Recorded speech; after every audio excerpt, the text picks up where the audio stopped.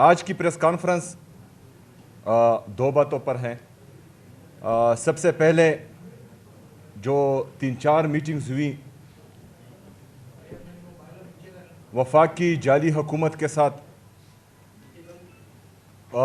میں نے اپنے خیبر پختونخوا کی عوام کا مقدمہ اور پاکستانی قوم کا مقدمہ وہاں پر رکھا، اور دوسری اہم بات جو کل پولیٹیکل کمیٹی میں ہماری ڈسکشن ہوئی اور اس پر کچھ فیصلے کیے گئے، اس کے حوالے سے یہ پریس کانفرنس ہے۔ سب سے پہلے آتے ہیں ان میٹنگز کے حوالے سے۔ خیبر پختونخوا کے عوام کو یہ پتہ ہونا چاہیے کہ ایک تو وفاق کی یہ جعلی حکومت ہمیں ہمارا حق نہیں دے رہی، ہمیں NFC میں ہمارا شیئر نہیں دے رہی، جو تقریباً آج کے دن 1375 ارب روپے سے زیادہ بنتا ہے۔ انہوں نے قبائلی اضلاع کو خیبر پختونخوا میں ایڈمنسٹریٹیولی انتظامی طور پر مرج کیا، لیکن آج تک جو ہے یہ فائنینشلی طور پر مرج نہیں ہوا۔ NFC کا شیئر 2018 سے لے کر آج تک غیر آئینی طریقے سے تقسیم ہو رہا ہے، کیونکہ آئین میں لکھا ہے کہ NFC کا شیئر 4 صوبوں میں تقسیم ہوگا۔ آپ اگر مرج اضلاع کو جو کہ 60 لاکھ سے زیادہ آبادی ہے اس کو اپنا حصہ نہیں دے رہے، تو اس کا مطلب یہ ہے کہ آپ 4 صوبوں میں NFC کا شیئر تقسیم نہیں کر رہے، جو آئین کی خلاف ورزی ہے۔ یہ مدعا ہم نے تمام فورم پہ اٹھایا۔ وہاں پر میٹنگ میں یا ان میٹنگز میں شرکت کرنے کا مقصد یہ تھا کہ خیبر پختونخوا جس کو اپنا حق نہیں دیا جا رہا، نہ NFC میں، نہ NHP میں، نہ جو ہمارے باقی لوازمات ہیں جو وفاق ہمارا مقروض ہیں وہ بھی نہیں دے رہا۔ اس کے بعد نیشنل پالیسی کے تحت ان کی جو ہم سمجھتے ہیں غلط پالیسی ہے، جو ہمارے متاثرین ہیں، جو ہماری ان ملٹری آپریشنز کی وجہ سے در بدر ہوئے ہیں، اپنے گھر بار چھوڑے ہیں، ان کو خیبر پختونخوا کی حکومت پیسے دے رہی ہے، کیونکہ یہ صرف یہاں پر پالیسی بنا کر وہاں امپلیمنٹ کرنے کی کوشش کرتے ہیں، پھر عوام کا ان کے ساتھ جو ہے کوئی غم ہی نہیں ہے۔ یہ پاکستانیوں کو بیڑ بکریاں ہی سمجھتے ہیں، لیکن خیبر پختونخوا کی حکومت نے تقریباً اب تک 15 ارب روپے ان پر لگا چکی ہے، اور کیونکہ ابھی بھی جو ہیں وہ اپنے گھر بار چھوڑ کر IDPs ہیں یا TDPs ہیں، تو یہ مزید جو ہیں ہمارے پیسے وہاں پر لگیں گے۔ تو یہ مدعا بھی میں نے دونوں میٹنگز میں اٹھایا، جہاں پر پولیٹیکل اور عسکری قیادت دونوں تھی۔ اس کے علاوہ جو ہمارا ریلیف پیکج ہے رمضان کا، وہ بھی مدعا ہم نے اٹھایا۔ تاریخ کا سب سے بڑا اور خطرناک سیلاب اس دفعہ آیا تھا خیبر پختونخوا پہ، وہ فلیش فلڈز اور کلاؤڈ بسٹ کی وجہ سے، جس میں قیمتی جانوں کا نقصان بھی ہوا تھا اور بہت سارا مالی نقصان بھی ہوا تھا۔ وفاق نے ہمیں اس قیمت میں 1 روپیہ بھی نہیں دیا۔ جتنی بھی روپے دیے ہیں ہم نے اپنے سیلاب زدگان کے لیے، وہ ساری کی ساری خیبر پختونخوا کی حکومت اپنے وسائل سے کر رہی ہے یا کر چکی ہے۔ ان سب کے ہونے کے باوجود ابھی ظلم یہ کیا جا رہا تھا کہ ہمارے بجٹ پر کٹ لگایا جا رہا تھا، جو 20 سے تقریباً 30 ارب روپے اضافی تھا۔ جو ریلیف پیکج ہے اس کے علاوہ جو موٹر سائیکل کے لیے اور ہمارے کسانوں کے لیے ہم اناؤنس کر چکے ہیں، اس کے علاوہ تقریباً 20 سے 30 ارب روپے یہ کٹ تھا۔ اس کے یہ کیوں لگایا جا رہا تھا؟ کیونکہ عوام کو جو ہے سبسڈی دینی ہے۔ تو ہمارا مدعا پہلے سے یہی ہے کہ نیشنل پالیسیز اس طرح بناؤ کہ آپ جو ہے فائر فائٹنگ پھر نہ کریں، کہ آپ کے جو ہیں یہاں پر پیٹرول کی قیمتیں بڑھانا ہو اور اس پر جو ہے پھر لوگوں کو ریلیف دینا ہو۔ نیشنل پالیسیز یا وفاقی حکومت اس کے لیے ہوتی ہے کہ آپ پالیسیز اس طرح بنائیں تاکہ ہمیں جو ہے فائر فائٹنگ پھر نہ کرنی پڑے، لاک ڈاؤن نہ لگانا پڑے، مارکیٹیں بند کرنا نہ پڑے۔ بہرحال ہم نے واضح کیا ہوا ہے ہر میٹنگ میں کہ پاکستان تحریک انصاف اور عمران خان صاحب کی یہ حکومت اس کسی بھی پالیسی کا حصہ نہیں بنے گی جس سے عوام کو نقصان ہو اور عوامی مفاد میں نہ ہو، چاہے جو بھی پالیسی بنے۔ پاکستان تحریک انصاف اور عمران خان صاحب کی یہ حکومت ہمیشہ اپنے عوام کے ساتھ کھڑی رہے گی۔ باقی نیشنل پالیسی کے تحت اگر یہ سمارٹ لاک ڈاؤن کی طرف جاتے ہیں، جس کی میں نے مخالفت کی، کیونکہ ایک پیٹرول کی پرائس اگر بڑھے، دوسرا جو ہے آپ اکنامک ایکٹیویٹیز کو کرٹیل کریں، تو اس سے جو ہمارا مڈل کلاس، کیونکہ دکاندار کون ہے ہماری طرح مڈل کلاس ہی ہے، تو اس کا دکھ درد ہمیں پتہ ہے۔ دوسرا جو ہے آپ کا 45% پاکستان کی آبادی کا غربت کی لکیر سے نیچے ہو چکا ہے، جو 10 کروڑ لوگ ہیں، جن کو ریلیف دینا پاکستان جیسے ملک کے لیے سوچ سے باہر ہے، ان کی بات کرنا یہ ہماری ذمہ داری ہے، اور یہ وہاں پر ہم نے کی ہے۔ تو انشاءاللہ کوئی بھی ایسی پالیسی جو پاکستان کے مفاد میں نہ ہو، جو پاکستان کے عوام کے مفاد میں نہ ہو، پاکستان تحریک انصاف اور عمران خان صاحب کی یہ حکومت جو ہے اس کا حصہ نہیں بنے گی انشاءاللہ۔ دوسری بات، آپ سب کو پتہ ہے کہ جب سے میں وزیر اعلیٰ بنا ہوں، میں نے تمام آئینی اور قانونی راستے اپنائے ہیں۔ کہا گیا کہ دہشت گرد ہے، اسمگلر ہے، لیکن اس کے باوجود میں نے اپنے فوجی جوان جو شہید ہوئے ان کو کندھا دیا، ان کے جنازوں میں شرکت کی۔ عمران خان صاحب کا وہ بیان جو کہتا تھا کہ اور کہتا ہے کہ فوج بھی میری، ملک بھی میرا، تو ہم بھی وہی کہتے ہیں۔ میں تو چلا گیا اپنے فوجی جوان جو شہید ہوئے ہیں ان کے جنازے میں، لیکن 9 مئی اور 26 نومبر کے ہمارے جو شہداء تھے ان کے جنازوں میں کون آیا؟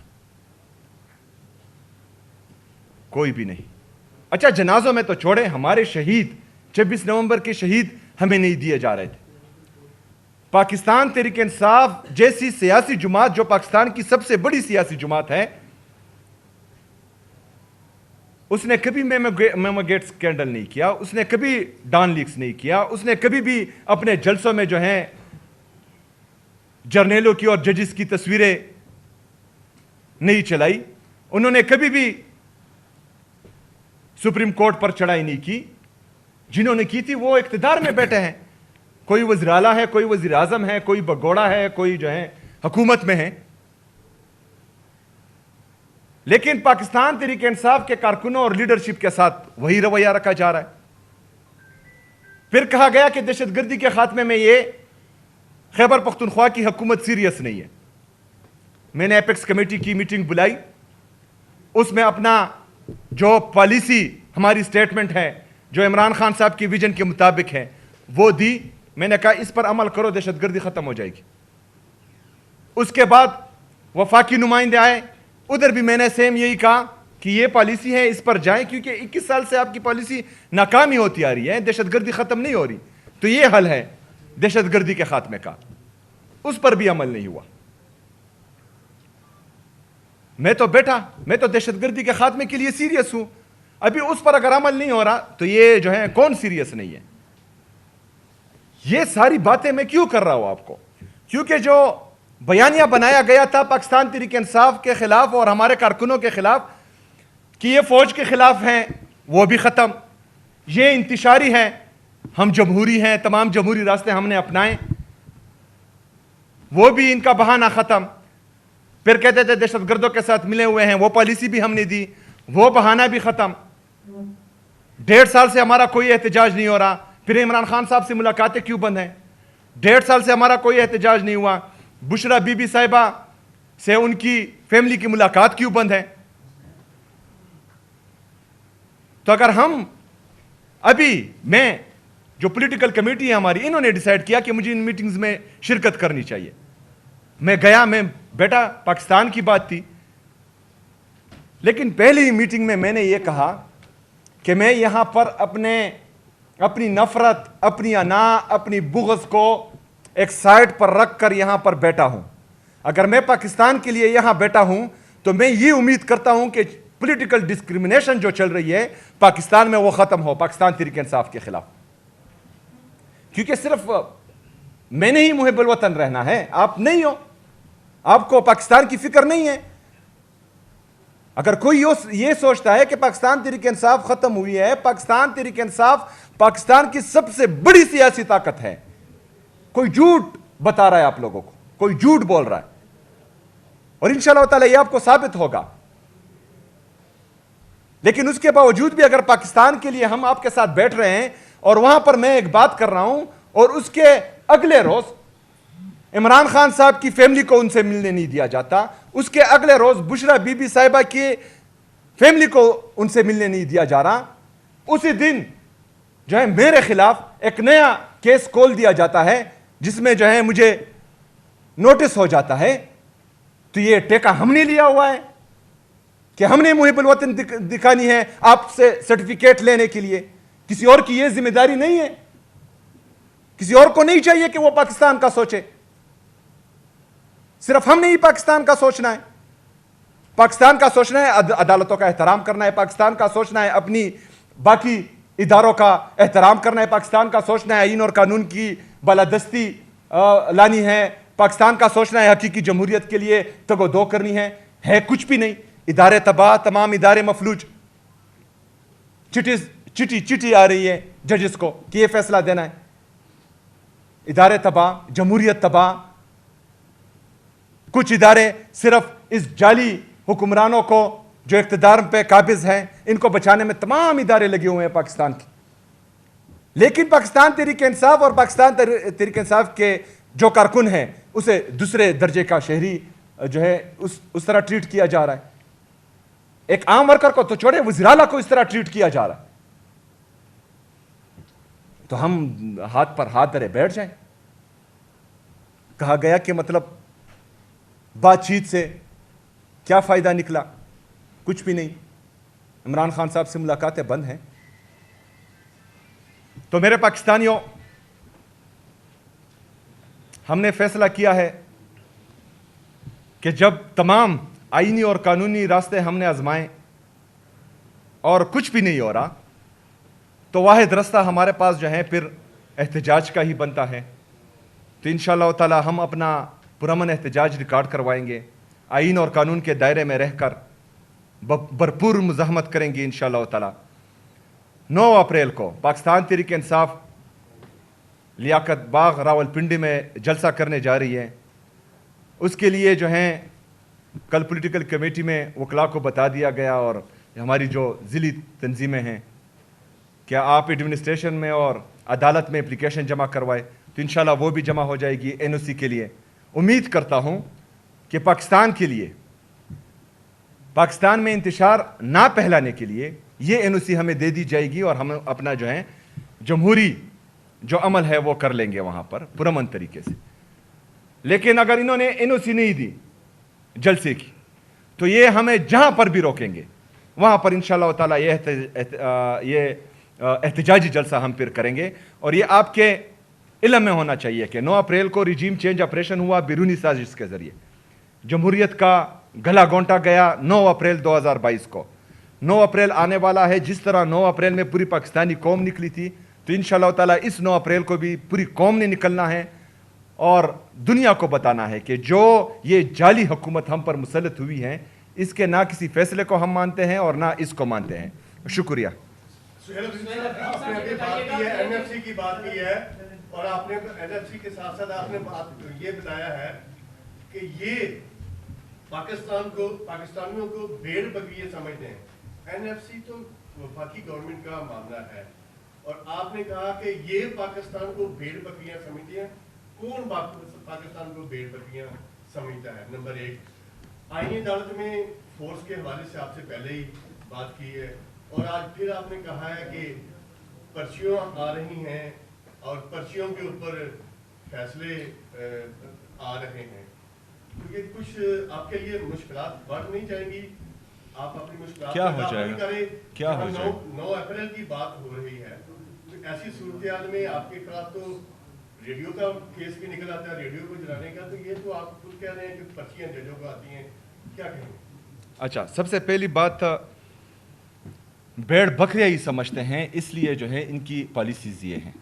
بھیڑ بکریاں ہی سمجھتے ہیں وہی لوگ جو مسلط ہوئے ہیں اور وہی لوگ جو ان کو لائے ہیں, کیونکہ یہ جو ہیں پاکستانیوں نے عمران خان صاحب کو ووٹ دیا تھا. اگر یہ ہمیں بھیڑ بکریاں نہ سمجھتے تو یہ ہمارا ووٹ چورا تھے. اگر یہ ہمیں بھیڑ بکریاں نہ سمجھتے تو جو یہ بند کمروں میں فیصلے کرتے ہیں اور 21 سال سے خیبر پختونخوا میں امپلیمنٹ کر رہے ہیں, تو یہ فیصلے کرتے.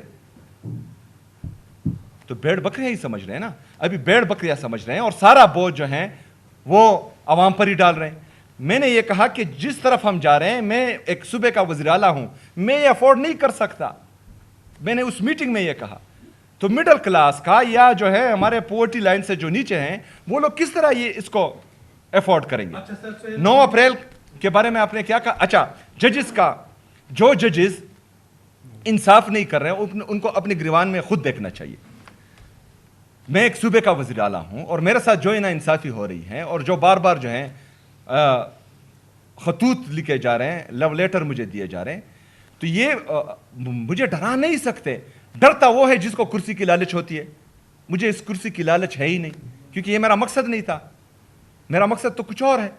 حقیقی جمہوریت ہے, اس ملک میں رول آف لا ہے, سپریمیسی آف کنسٹیٹیوشن ہے. یہ ہمارا مقصد ہے ہی نہیں. اگر میں اس منصب سے اوپر بھی بیٹھوں اور ملک میں یہ نہ ہو تو میری روح جو ہے تنگ ہوگی, کیونکہ یہ ہمارا مقصد کرسی آتے ہی نہیں. 9 اپریل کو آپ لوگ جو ہے وہ ایک احتجاجی جلسہ کرنے جا رہے ہیں. اگر آپ کو NOC نہیں دیا جاتا تو جہاں آپ کو روکیں گے آپ وہاں پہ جلسہ کریں گے. یہ بتائیے گا کہ یہ جلسہ مطلب ایک دن کا شو ہوگا, اس کے بعد ختم ہو جائے گا, یا پھر اس کے بعد بھی آپ کوئی بڑی تحریک کا اعلان کرنے جائیں گے؟ 9 اپریل کا ایک دن کا جلسہ ہے اور یہ جو ہیں تمام کارکنان جو پاکستان تحریک انصاف کے کارکنان ہیں وہ اپنے ذہن میں ڈال دیں کہ یہ ایک دن کا ہی جلسہ ہے. لیکن 9 اپریل کو ایک جمہوری حکومت کو بیرونی سازش کے ذریعے گرایا گیا تھا, تو اس دن نکلنا ہمارے لیے بہت ضروری ہے.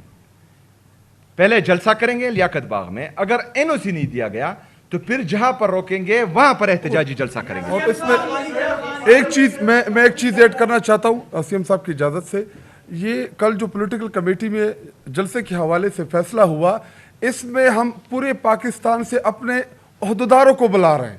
جو ہمارا تنظیمی سٹرکچر ہے ولیج کونسل سے لے کے ریجن پہ, ڈسٹرکٹ پہ, جتنے بھی ہمارے عہدیدار ہیں, ہم ان عہدیداروں کو اس جلسے میں سب انوائٹ کر رہے ہیں. اور ایک چیز میں بتاؤں, جنید اکبر صاحب بھی اگر کوئی بات کرے, CM صاحب نے تفصیلی بات کی, ایک چیز واضح ہے کہ جو یہ پیٹرول کی قیمتوں میں اضافہ کر رہے ہیں ہم اس کو مسترد کرتے ہیں.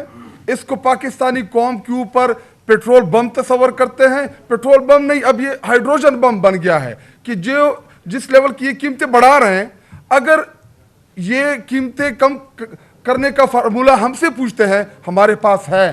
جو 95 روپے آپ لیوی ٹیکسز لے رہے ہیں اس کو کم کریں.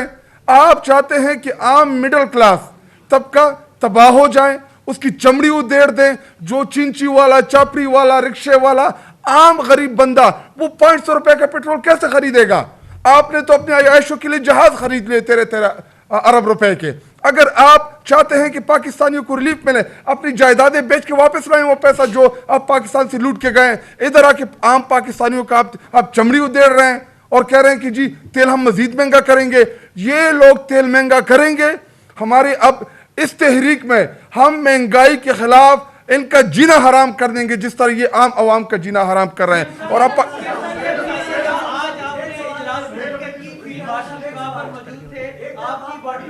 باڈی لینگویج کیسی تھی, جو آپ نے گزارشات ان کے سامنے رکھی ہیں, اوورال عسکری قیادت بھی وہاں پر موجود تھی, NLC کے حوالے سے, دہشت گردی کے حوالے سے کیا رسپانس آپ کو ملا؟ اور 9 اپریل کے حوالے سے جو احتجاج کی آپ نے کال دی ہے یا جلسے کی, اس میں علامہ راجہ ناصر عباس اور محمود خان نجیب کو بھی خان صاحب نے ذمہ داری دی تھی, ان سے بھی مشاورت کی گئی ہے, ان کی منشا شامل ہے؟ اچھا, سب سے پہلے تو یہ جلسہ پاکستان تحریک انصاف کا ہے اور ان کا جو ہے مشورہ انشاءاللہ تعالی ضرور پاکستان تحریک انصاف لے گی. ان کو جو ہے اس تحریک میں شامل بھی کرے گی. لیکن پاکستان تحریک انصاف اور عمران خان صاحب کی حکومت کو 9 اپریل میں 9 अप्रैल 2022 को गिराया गया था, तो ये जो है पाकिस्तान तहरीक इंसाफ अपने प्लेटफॉर्म से करेगी। दूसरी बात ये है कि NFC का शेयर हो, खैबर पख्तूनख्वा के जितने भी हकूक़ हों उनकी हम बार बार बात कर रहे हैं। मैंने जो है पूरी कौम को समझाया हुआ है। मैंने खैबर पख्तूनख्वा के तमाम यूनिवर्सिटीज़ में स्टूडेंट्स को जो है NFC पर एक वहाँ पर कॉन्फ्रेंस करवाई है और उन सबको मालूम है। इससे पहले अगर कोई नहीं भी जानता था तो मैंने एक को जो है रटा करवाया। अगर मैं इस कुर्सी पर रहूँ या ना रहूँ, खैबर पख्तूनख्वा के अवाम को यह पता होना चाहिए कि उनका हक जो है वो बाकी सूबे ज़बरदस्ती कर रहे हैं और इसमें वफाक की जाली हुकूमत इसके साथ शामिल है।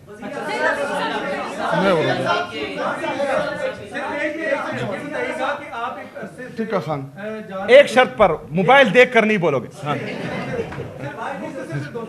एक अरसे से आ रहे थे रियाला के बाहर, लेकिन एकदम फिर आपकी ब्रेक आ गई।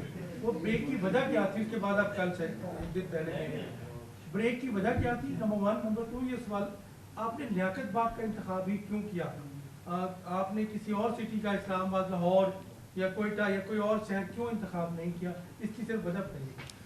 देखें, एक तो पिंडी जो है वो जो हमारा हज़ारा रीजन है उसके साथ नज़दीक हैं, पंजाब के नॉर्दर्न रीजन में आता है और इस्लामाबाद के साथ नज़दीक हैं, तो इस वजह से जो है हमने पिंडी का इंतखाब किया है। और बाकी जो आप सोच रहे हैं वो ठीक नहीं है। अच्छा, दूसरी बात, पिंडी इमरान खान का शहर है। अच्छा, पड़ा हुआ समझा जाए। 9 तारीख को आप जलसा या एहतजाज करने जा रहे हैं, ये मादी की तरह केपी से एक जुलूस आएगा या पूरे पाकिस्तान से आपने कॉल दी हुई है अपने कारकुनान? ये पूरे पाकिस्तान से हमारे ओहदेदार सिर्फ आएंगे जिस तरह इन्होंने बताया, और जनरल पब्लिक अगर आना चाहे तो वो जो है वो उनको कौन रोक सकता है? वो